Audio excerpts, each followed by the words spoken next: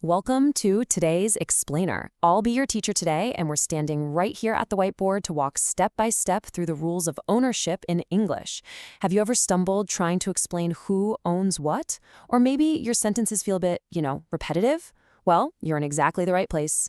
Grab your virtual seat, get comfortable, and let's make grammar simple, visual, and super easy to master. Let's dive right in. Here's our lesson plan for today. We're going to cover what they are, pronouns versus adjectives, a deep dive into some examples, the no apostrophe rule, a real classroom dialogue, and finally, time for a quick quiz to test your skills. Section 1. What are possessive pronouns? Let's start with the absolute basics, right here on the board. So, a possessive pronoun is simply a word that stands all by itself to show ownership. It tells us exactly who owns a specific item, but here's the magic part. It lets us do this without constantly repeating the name of the object. They literally exist to make our language way more efficient and far less repetitive. Let me show you exactly what I mean and why we absolutely need them. Look over at the left. This book is Ahmed's book. Notice how clunky that feels? Repeating the word book is just heavy. But when we use the possessive pronoun his on the right, this book is his, the sentence becomes so much shorter, crisper, and honestly just far more natural to say. Moving on to section 2, pronouns versus possessive adjectives. This right here is where most students get tripped up. Pay close attention to these visual cues on the board. Let's compare them directly. On the left, we have possessive adjectives. Think of adjectives as kinda needy. They always need a noun right after them. My book, your bag, his car, her pen, our school, their dog. See how they all have a partner? But over on the right, the pronouns are completely independent. They entirely replace the noun and stand on their own. Mine, yours, his, hers, ours, theirs. No partner needed.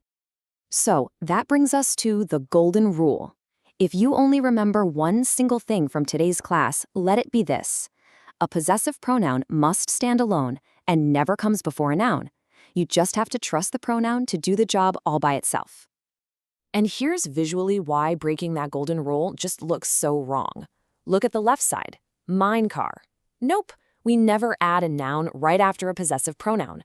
To fix it, as you can see on the right, we either switch back to the adjective form, my car, or we let the pronoun stand proudly alone. The car is mine. Section 3. The possessive pronoun examples. Let's dive deep and cement this rule with some rapid-fire examples. I'm putting 6 clear examples on the board right now showing singular possession. When you, the speaker, own it, you use mine. The notebook is mine. The blue pen is mine. When the person you're talking to owns it, use yours. Is this bag yours? The choice is yours. And for a male owner, we use his. The bicycle is his. That room is his. Notice how every single one of these ends the thought perfectly without needing another noun attached to it. And here's another set of 6 examples, moving through the rest of the list. For female ownership, we use hers. The cat is hers. The keys are hers. For group ownership that includes us, we use ours. The victory's ours. This classroom is ours. And for other people's ownership, it's theirs. The white car is theirs. Those books are theirs. Step by step, you can clearly see how they just completely replace the object we're talking about. Now, as a quick detour, let's talk about the word it. Remember that it's without an apostrophe shows possession, just like on the right. The company changed its logo. But here's a quick pro tip from your teacher. Its is actually rarely used as a standalone possessive pronoun. I mean, you wouldn't normally point to a dog bone and say, that is its. We almost always use it as an adjective before noun. And whatever you do, never confuse it with the left side. It's with an apostrophe literally just means it is. All right, section 4, the no apostrophe rule. Let's tackle a pitfall that trips up literally everyone. Look at this comparison very carefully. On the left, we have big red X's next to hers, yours, and ours written with apostrophes. Why? Because possessive pronouns absolutely never use apostrophes. Ownership is already built right into the word itself. Adding an apostrophe is kind of like putting a hat on a hat. So keep those red X's out of your writing and stick strictly to the green check marks on the right. Hers, yours, ours. 0 punctuation needed. Moving on to section 5, real classroom dialogue. Let's see this in action. Let's pretend 2 students are chatting right here in our classroom. Follow along. Student A asks, "Is this notebook yours?" Student B replies, "No, it's not mine." A follows up, "Is it Ahmed's?" And B confirms, "Yes, it's his." In just 4 short sentences, you can see how yours, mine, and his let the speakers quickly ask and answer ownership questions without constantly repeating the word notebook. It just flows effortlessly.